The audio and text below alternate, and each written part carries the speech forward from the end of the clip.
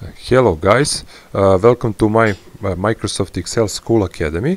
This is the course for beginners and intermediate users.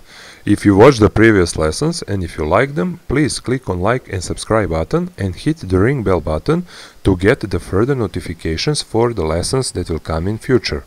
In the last lesson we were talking about inserting images, and today the next type of object you can insert inside of Excel is a shape. Now there is all sorts of shapes, and you got the basic shapes like ovals, rectangles, triangles, all sorts of them, and you got some more complex shapes, things like arrows, block arrows, smiley faces.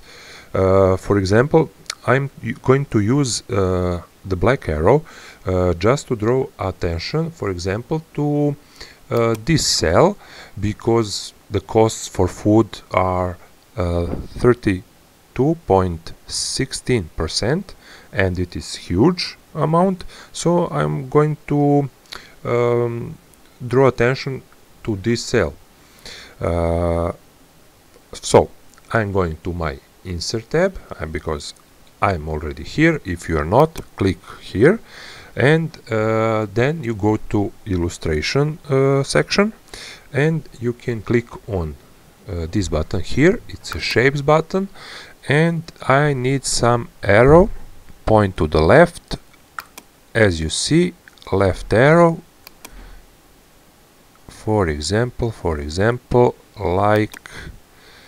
like this. Okay, we are pointing to this cell.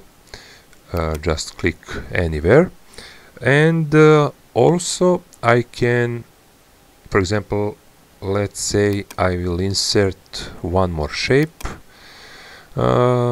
smiley. Okay,